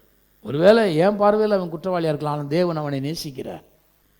அப்போ நான் எதுக்கு அவனை பகைக்கணும்? என்னுடைய எனக்கு கொடுக்கப்பட்ட கற்பனை என்ன? நீ ஒன்று தேவனை நேசி, ரெண்டாவது பிறப்பிக்கப்பட்டவரிடத்திலே அன்பு கூறுகிறவன் பிறப்பித்தவனிடத்தில் அன்பு கூற வேண்டும். நீ அன்பு கூறணும், அப்போ தான் உன்னுடைய லவ் வந்து கம்ப்ளீட் ஆகுது.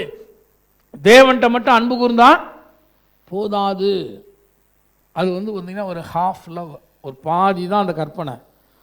முழு கற்பனை என்ன சொல்லுதுன்னா, கடவுள்கிட்ட எவ்வளோ அன்பு கூறுறியோ அதே போல் உன் பிறனிடத்தில் என்ன செய்யணும், அன்பு கூற வேண்டும். அங்கே தான் அது ஃபுல்ஃபில் ஆகுது.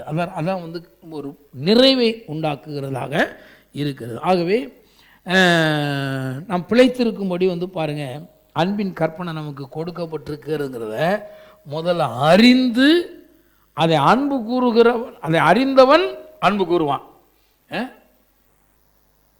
அப்படி அன்பு கூறும் பொழுது அவன் மரணத்துக்கு விலக்கப்பட்டவனாய் மாறிவிடுகிறான். இப்போ எனக்குள்ள எப்போதும் நித்திய ஜீவன் இருக்கு, இப்போ அழிவு என் வாழ்க்கையில் என்ன செய்ய முடியாது, வரவே முடியாது. காரணம் நித்திய ஜீவன் எனக்குள்ள இருக்கிறது. இன்னும் நான் சுருக்கமாக ஒரு காரியத்தை சொல்கிறேன் பாருங்கள். யாக்கோபுல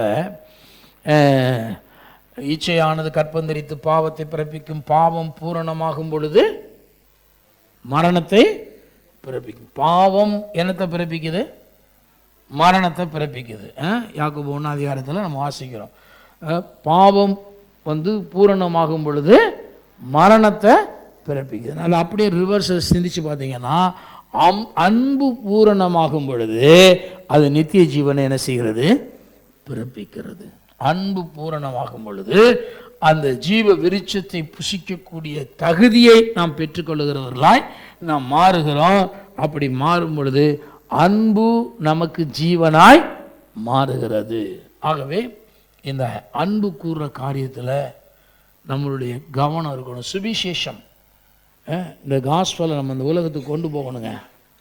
கொண்டு போகணும் அப்படின்னா இந்த அன்பின் கிரியைகளை நாம் நடப்பிக்க வேண்டும். என்னை போல நாம் பிறனை நேசிக்கணும்.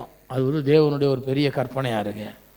என்னை சுற்றி இருக்கிற மனிதர்கள், குறைஞ்சபட்சம் நான் சபைக்கு வர்றேன், சபையில் என்னை சுற்றி இருக்கிற மனிதர்கள் யாரெல்லாம் எப்படி இருக்காங்க, அவங்களுடைய குறைவுகளை நிறைவாக்க நான் ஏதாவது பண்ணியிருக்கேனா, ஏதாவது என்னால் செய்ய முடியுமா, முடிந்தால் நான் அதை செய்கிறவனாக நான் இருக்கிறேனா, கொஞ்சம் நம்ம அப்படி யோசித்து பார்க்க வேண்டியது அவசியமாக இருக்கிறது. அப்படி பார்த்து நாம் நிறைவேற்றும் பொழுது நான் சொல்லுகிறேன், ஆத்துமாதாயம் மிக எளிதானதாக மாறிவிடும். ரெண்டாவதாக, நான் முதலாவதாக நான் ஜீவனை பெறுகிறேன், நான் ஜீவ விருட்சமாய் இருக்கிறேன்.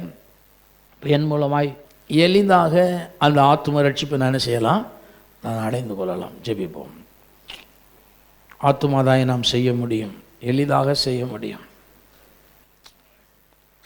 கர்த்தருடைய வார்த்தைக்காக எல்லா கரங்களை தட்டி கர்த்தரை நாம் ஸ்தோத்திரிப்போம். ஹல்லேலூயா.